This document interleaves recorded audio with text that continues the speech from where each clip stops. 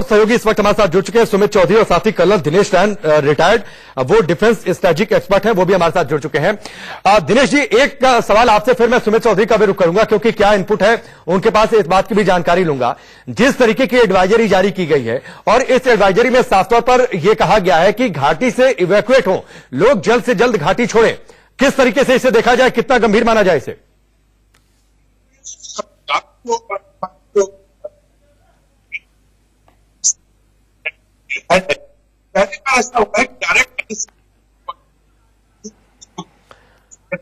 ठीक है, कुछ तकनीकी दिक्कत है दिनेश जी, मैं आता हूं आपके पास लौटकर। सुमित चौधरी भी इस वक्त हमारे साथ जुड़ चुके हैं। सुमित, आप कई डिफेंस की बड़ी बड़ी खबरें आपने रिपोर्ट की हैं।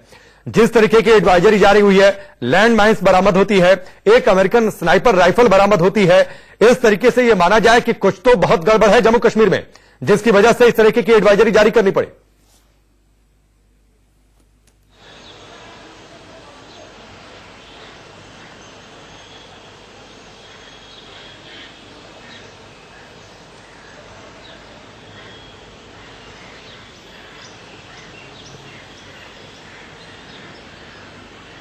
ठीक है, सुमित चौधरी का हम रुख करेंगे, लेकिन एक बार फिर से आरिश बिलाल का रुख करते हैं।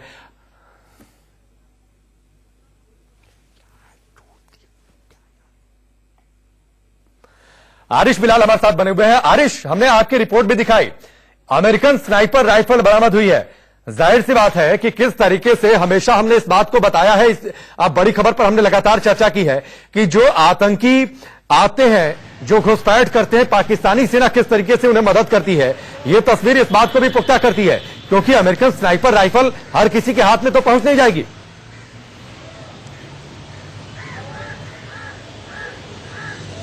जी बिल्कुल, और कोर कमांडर जो 15 कोर के हैं जनरल ढिल्लो, उन्होंने साफ तौर पे कहा कि पाकिस्तान जो है वो लगातार कोशिश कर रहा है कि ज्यादा से ज्यादा आतंकियों को इस पार धकेलें, और लगातार इन्फिल्ट्रेशन की कोशिशें की जा रही है पाकिस्तान की तरफ से, और उनमें कितनी कामयाब होती है वो अलग बात है। लेकिन उन्होंने ये कहा कि जो फौज है, जो सेना है, वो काफी ज्यादा मिलिटेंटों को एलओसी पे रोकने में कामयाब हो गई है। लेकिन फिर भी ये बात माननी पड़ेगी, कुछ न कुछ 2, 3, 4 मिलिटेंट जो है वो पार होने में कामयाब हो जाते हैं, और वो अपने साथ इस तरह के भारी भरकम हथियार भी लेके आते हैं। हालांकि जो लोकली ग्रोन मिलिटेंट हैं, उनके पास हथियारों की काफी कमी है, और यही वजह है कि वो सिक्योरिटी फोर्सेस के हथियार छीनने के लिए मजबूर हो जाते हैं। लेकिन सरहद पार से जो आतंकी आते हैं वो, और खासतौर से जो पाकिस्तान के जो शहरी हैं, वो एक तो हार्डेंड मिलिटेंट्स होते हैं, हार्डकोर टेररिस्ट होते हैं, बल्कि वो अपने साथ भारी भरकम हथियार भी लाते हैं। और जो आज की रिकवरी हुई है M4 स्नाइपर राइफल, तो ये इस बात का सबूत है कि पाकिस्तान न सिर्फ मिलिटेंट को इस पार धकेल रहा है, बल्कि उन्हें हैवी हथियारों से लैस करके इस तरफ पहुंचा रहा है, ताकि वो बड़ी कार्रवाई करने में कामयाब हों। लेकिन ये सतर्कता है सिक्योरिटी बलों की, जो ही उनको इनपुट मिले कि मिलिटेंट जो है वो बड़ी वारदात करने की फिराक में है, उन्होंने दोनों रूट्स पे मैसिव ऑपरेशन शुरू किया और उनके प्लान्स को नाकाम बना दिया। ठीक है, आरिश आप हमारे साथ बने रहिए। सुमित चौधरी भी इस वक्त हमारे साथ जुड़ चुके हैं, और साथ ही BL बोहरा, जो कि फॉर्मर DGP है, वो हमारे साथ जुड़ चुके हैं, और साथ ही रिटायर्ड कर्नल दिनेश रैन भी हमारे साथ जुड़ चुके हैं। BL बोहरा जी, जिस तरीके से जम्मू कश्मीर के प्रिंसिपल सेक्रेटरी ने यह एडवाइजरी जारी की है, आमतौर पर ऐसी एडवाइजरी नहीं देखने को मिलती है, क्योंकि जब स्थिति गंभीर होती है, क्या किया जाए, नहीं किया जाए, या फिर सुरक्षा को लेकर क्या एहतियात बरते जाए, सुरक्षा किस तरीके से बढ़ाई जाए, इस तरीके की एडवाइजरी जारी होती है। लेकिन इस एडवाइजरी में साफ तौर पर कह दिया गया है कि घाटी छोड़ दे पर्यटक और यात्री जो मौजूद हैं, और साथ ही अमेरिकन स्नाइपर राइफल M24 बरामद हुई है। कैसे देखते हैं आप इस पूरी परिस्थिति को?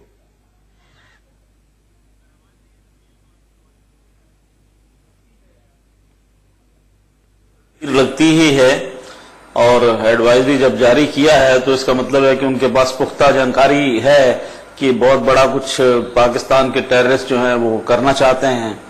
और अभी जो अमेरिकन राइफल भी मिली है, स्नाइपर राइफल, वो IEDs बरामद हुई है, वो तो इससे ये साबित होता है कि पाकिस्तान डेस्परेट है, उनकी वो जरूर कुछ ना कुछ बड़े लेवल पे करना चाहते हैं। लेकिन अच्छी बात यह है कि आर्मी ने और पुलिस ने इंटेलिजेंस के बेसिस पे ये पकड़ लिया, IED पकड़ ली, अमेरिकन स्नाइपर राइफल पकड़ लिया। होता क्या है कि इतनी बड़ी तादाद में, हजारों की संख्या में यात्री हैं, उन सबको हर वक्त 24 घंटे सुरक्षा मुहैया कराना थोड़ा मुश्किल लगता हो रहा है। तो पैनिक वाली वो खास बात नहीं है, ऐसी बातें होती हैं। अब उन्होंने कह दिया उनको कि भाई आप कर्टेल करें। ये नहीं कहा कि आप एकदम चले जाएं यहां से, भी कर्टेल करें, मतलब यही है कि चले जाएं यहां से। और इससे लगता है कि ये जो भारतवर्ष ने जो फैसला किया कुछ दिन पहले कि और इतने वहां फौजें भेजी जाएं, सीआरपी वगैरह काफी तादाद में भेजी जाए, अब उसका जस्टिफिकेशन में नजर आ रहा है। इसका मतलब है कि काफी इंटेलिजेंस इनपुट था, इसीलिए ये ज्यादा फोर्स जो है वहां पे भेजी गई। हालांकि कश्मीरी सेपरेटिस्ट और पॉलिटिकल लीडर कुछ और अटकलें लगा रहे थे कि इंडिया जो है 35 से खत्म कर रहा है दैट। तो मैं समझता हूं कि ये ओवरऑल सिचुएशन कंट्रोल में है, पैनिक की कोई बहुत ज्यादा बात नहीं है। दिनेश जी, आपको लगता है कि सिचुएशन कंट्रोल में है, या फिर आपको यह लगता है कि एक कैलकुलेटिव स्ट्रेटजी के तहत गवर्नमेंट आगे बढ़ रही है? पहले 100 बटालियन जवानों को वहां पर भेजा गया, उसके बाद जो है अब कहा गया यात्रियों जो पर्यटक वहां पर मौजूद है कि आप कर्टेल करिए अपनी जर्नी को, जो आप अगर तीर्थ यात्रा पर है तो उसे कर्टेल करिए, घाटी को आप छोड़िए। आपको लगता है ये कैलकुलेटिव स्ट्रेटजी है या फिर वाकई कश्मीर में कुछ बड़ा होने वाला है?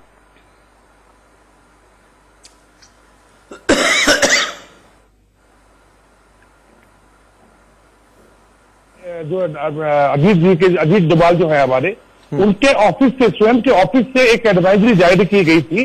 फिर वो स्वयं खुद श्रीनगर का दौरा करने गए और अमरनाथ यात्रा के ऊपर करने गए। इसका मतलब कुछ तो था पहले, याद होगा आपको 400 की सीआरपीएफ इलेक्शन टाइम पे पहले से वहां मौजूद थी। 100 कंपनियां फिर भेजी गई अजीत डोभाल जब दिल्ली के वापस आने के बाद, और 80 कंपनियां फिर भेजी गई हैं। अब आज जो आप देख रहे हैं, एक आपको M24 स्नाइपर राइफल मिल रही है अमेरिकन आर्मी की, और साथ में एक anti personal mine mark II जो पाकिस्तान का, वो भी एक ग्रुप के ऊपर मिला है। पर ये सिर्फ 2 ही हथियार नहीं है, आगे कुछ ना कुछ, इसके आगे ना कुछ बड़ा काफी कुछ है जो कि खैर पकड़ में आ रहा है। और साथ ही साथ आपको बता दूं कि वायुसेना और सेना को भी अब इस तरफ पे रख दिया गया है।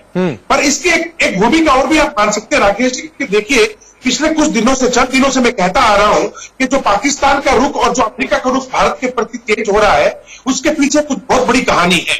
अमेरिका चाहता है चुपचाप से निकलना अफगानिस्तान से, मदद चाहिए पाकिस्तान की तालिबान को बनाने के लिए, हक्कानी ग्रुप के। इसके कारण 21 तारीख को इन्होंने बुलाया गया आपके इमरान खान, तालिबान खान को वहां पे अमेरिका के अंदर, और उसके साथ में एक अजीबोगरीब किस्म का झूठ जो है प्रेसिडेंट बोलते हैं जो अमेरिका के, कि हमारे प्रधानमंत्री ने कहा कि कश्मीर में मध्यस्थता करो, जो कि बिल्कुल सरासर झूठ था। नहीं, ये पूरा घटनाक्रम दिनेश जी अमेरिका को भी आईना दिखाता है। कैसे, इस पर भी मैं आपसे चर्चा करूंगा, लेकिन उससे पहले ठीक है, मैं आता हूं आपके पास। आज एक प्रेस कॉन्फ्रेंस की गई है, क्या कुछ कहा गया, पहले वो दर्शकों को सुनवाते हैं। M24 American sniper rifle with telescope. This will be displayed outside after this press conference. You can have a look at it later. This was recovered from one of the caches of the terrorists along the Shri Aminabji route.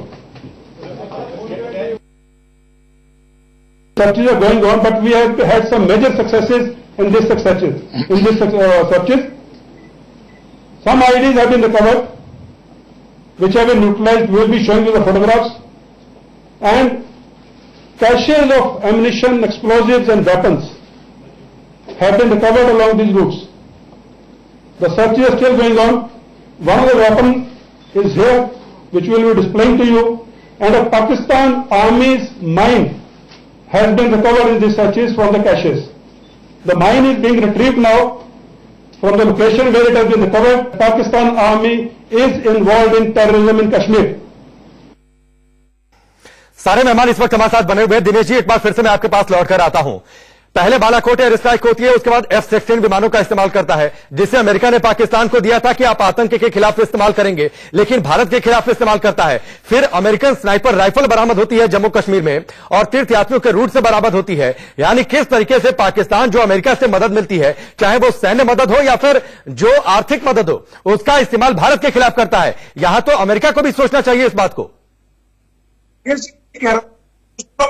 America दे रहा था उग्रवाद के नाम पे या terrorism के नाम पे, अचानक से ऐसा क्या हुआ जो है अभी 21 तारीख को दौरा हुआ तालिबान खान यानी इमरान खान का अमेरिका के अंदर, तो उसको जो है उनके F-16 के लिए $125 मिलियन की मदद भी करके टेक्निकल की मदद कर दी है। बाकी ठीक है, कुछ तकनीकी दिक्कत है दिनेश जी। BL बोरा बीएल बोहरा जी का मैं रुख करूंगा। सुमित भी हमारे साथ बने हुए हैं। सुमित, जिस बात की हम चर्चा कर रहे हैं, जिस तरीके से जो परिस्थितियां बदल रही हैं, डिफेंस बीट आपने लंबे समय से कवर की है, जिस तरीके से परिस्थितियां बदल रही हैं, आपका अनुभव क्या कहता है? कश्मीर में कुछ बड़ा होने वाला है या फिर यह गवर्नमेंट की कैलकुलेटिव स्ट्रेटजी है?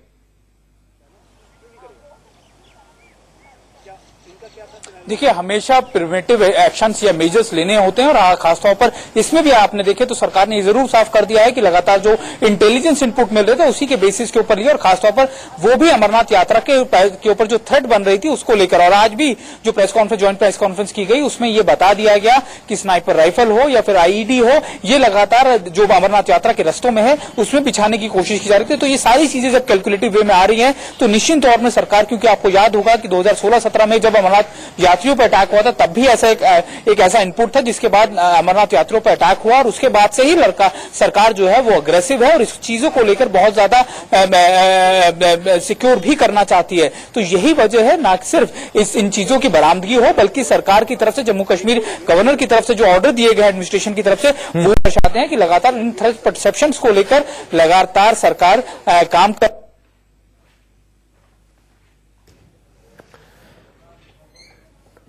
ठीक है, चलिए, सुमित भी हमारे साथ बने हुए हैं। इस बीच गृहमंत्री अमित शाह ने क्या कुछ कहा है वो आपको सुनवाते हैं। मैं उनकी गुस्सा समझ सकता हूं, अभी अभी चुनाव हार कर आया तो स्वाभाविक रूप से गुस्सा पड़ा होगा, यहां निकलना भी चाहिए, ठीक है निकल जाए, मगर सभापति महोदय मैंने उनको नहीं टोका,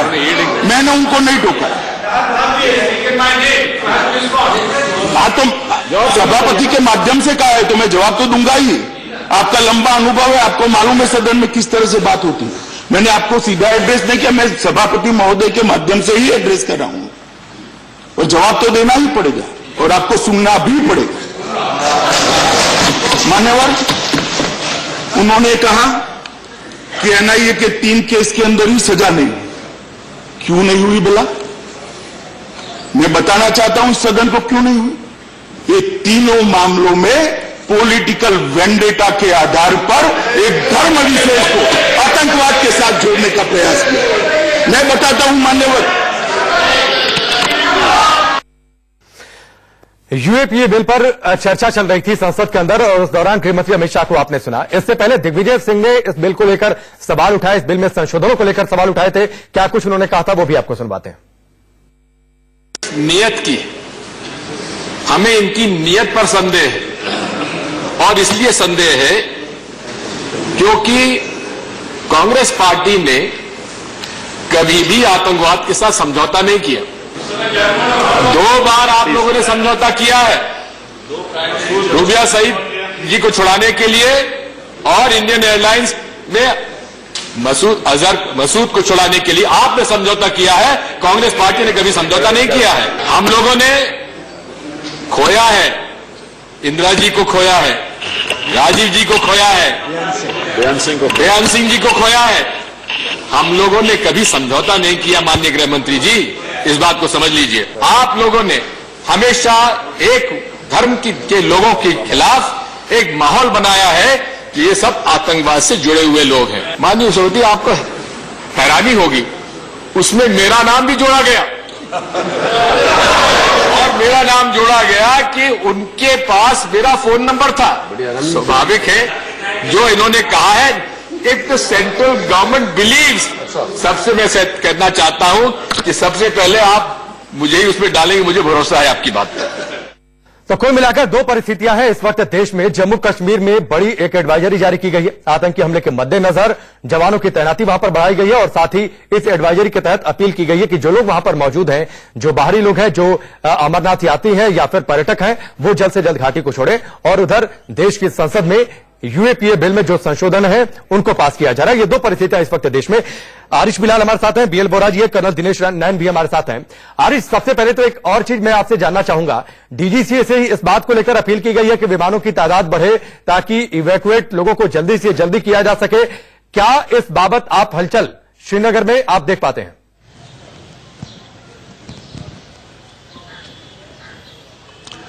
देखिए, पर्यटक जो है वो ज्यादातर जो हिली एरियाज हैं या टूरिस्ट स्पॉट्स हैं वहां पे मौजूद होते हैं। श्रीनगर में ज्यादातर हलचल हमें अभी देखने को नहीं मिल रही, लेकिन अगर ऐसा कोई ऑर्डर निकला है तो सच में टूरिस्ट जो है और यात्री जो है उनमें खलबली मची होगी और उनकी पहली प्रायोरिटी ये होगी कि वो अपना जो बोरिया बिस्तरा है या जो भी सामान है वो लपेट के वो श्रीनगर एयरपोर्ट की तरफ वो कूच कर जाएं।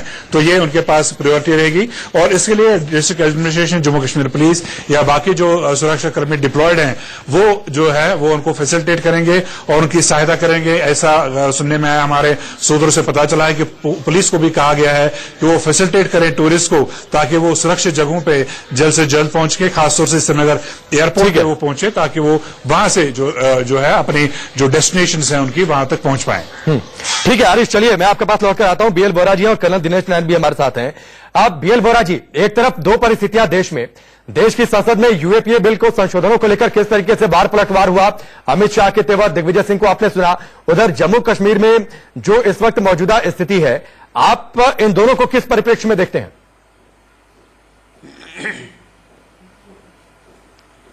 देखिए, जहां तक इस वक्त जम्मू कश्मीर की स्थिति का ताल्लुक है, मैं समझता हूं कि सिचुएशन अंडर कंट्रोल है। इन्होंने, आर्मी ने, पुलिस ने मिलके वो जो एफर्ट था उसको फाइल कर दिया है, लेकिन उनको लगता है कि एफर्ट होगी, इंटेलिजेंस इनपुट होगा, इसीलिए यात्रियों को ये शब्द ये कहा गया, दे मे कर्टेल देयर विजिट, ये नहीं कहा कि दे मस्ट और दे शुड। एक थोड़ा सा फर्क है जो एडवाइजरी लैंग्वेज का है, लेकिन खलबली तो होगी, इसमें कोई शक नहीं। लेकिन मैं पूरी तरह से विश्वस्त हूं कि ये सिचुएशन कंट्रोल में है, कोई ऐसा बड़ा हादसा होने वाला है नहीं। दूसरा, इस स्थिति में भारत सरकार भी कोई बहुत बड़ा कदम जो है उठाने वाली नहीं है, एडमिनिस्ट्रेटिव और पॉलिटिकल। अगर कोई कदम होगा तो पाकिस्तान के खिलाफ होगा या पाकिस्तान के टेररिस्ट के खिलाफ होगा। रही यूएपीए की बात, बड़ा ही अच्छा हुआ, ये अमेंडमेंट्स बड़े जरूरी से हो गए और जिस हिसाब से अपोजिशन के राज्यसभा के एमपीज ने 147 वोट, ठीक है बोरा जी, फिलहाल थोड़ी सी वक्त की कमी है, एक बड़ी खबर भी आ रही है। दिनेश जी आपका भी बहुत बहुत शुक्रिया, बोरा जी आपका बहुत बहुत शुक्रिया और आरिश हमारे साथ जुड़े हुए थे, आपका भी हमसे जुड़ने के लिए बहुत बहुत शुक्रिया।